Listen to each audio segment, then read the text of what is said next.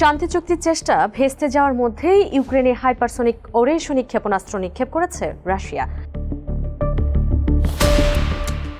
ক্ষেপণাস্ত্রটি Poland ও ইউক্রেনের সীমান্ত থেকে মাত্র কয়েক মাইল দূরের একটি শহরে আঘাত হানে। বিশেষজ্ঞের মতে ইউক্রেনের ইউরোপীয় ও পশ্চিমা মিত্রদের ভয় দেখাতেই এই হামলা চালিয়েছে মস্কো। কিয়েভ ও আশেপাশের ইউক্রেনীয় জ্বালানি অবকাঠামো এবং ড্রোন উৎপাদন কেন্দ্রে ব্যাপক হামলা চালিয়েছে রাশিয়ান সেনাবাহিনী। বলা হচ্ছে এটি 2025 সালের ডিসেম্বরে পুতিনের বাসভবনে ঘটানো ইউক্রেনীয় ড্রোন হামলার প্রতিক্রিয়া। কিয়েভ এই হামলার অভিযোগ অস্বীকার করেছে। এই ধরনের হামলার দাবিকে প্রত্যাখ্যান করেছেন মার্কিন প্রেসিডেন্ট ডোনাল্ড ট্রাম্পও। হামলায় কিয়েভে 4 জন নিহত হয়েছেন, আহত হয়েছেন কমপক্ষে 22 জন। ইউক্রেনের বিমান বাহিনী এবং কিয়েভের মেয়র আন্দ্রি সাদোভি জানান, লভিভে একটি গুরুত্বপূর্ণ স্থাপনার উপর আঘাত হেনেছে রাশিয়ার নতুন ব্যালিস্টিক ক্ষেপণাস্ত্র। রাশিয়ার দাবি, লভিভে আঘাত হানা ক্ষেপণাস্ত্রটি ওরেশনিক ধরনের ছিল। পশ্চিম ইউক্রেনের লভিভ রাজধানী কিয়েভ থেকে প্রায় 550 কিলোমিটার দূরে। শহরটি পোল্যান্ডের সীমান্ত থেকে প্রায় 70 কিলোমিটার দূরে অবস্থিত। ওরেশনিক হলো একটি মাঝারি পাল্লার ব্যালিস্টিক ক্ষেপণাস্ত্র। রাশিয়ায় এর নাম হ্যাজেল গাছ।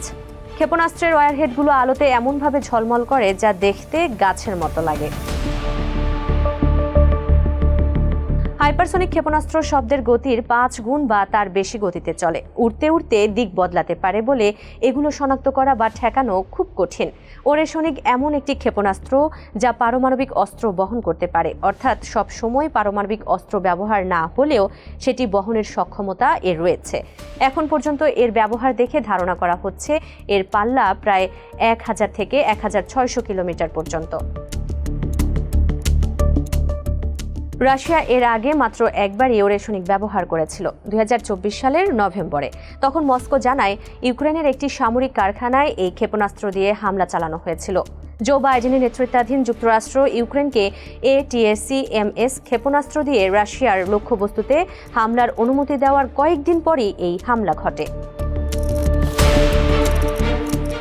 পেন্টাগন বলেছে 2024 সালে ওরেশনিক ক্ষেপণাস্ত্র তৈরি করা হয়েছে। 2008 সালে তৈরি RS-26 রুবেস আন্তঃমহাদেশীয় ব্যালিস্টিক মিসাইলের উপর ভিত্তি করে। রুশ প্রেসিডেন্ট পুতিনের দাবি, মাঝারি পাল্লার ওরেশনিক ক্ষেপণাস্ত্রের গতি শব্দের গতির 10 গুণেরও বেশি হওয়ায় এটিকে থামানো অসম্ভব। তিনি আরও দাবি করেন, প্রচলিত ওয়ারহেড থাকলেও এর ধ্বংস ক্ষমতা পারমাণবিক অস্ত্রের মতোই। পশ্চিম ইউরোপের হুমকি মোকাবিলায় 2025 সালের 30 ডিসেম্বর বেলারুশে ওরেশনিক সিস্টেম মোতায়েন করে রাশিয়া।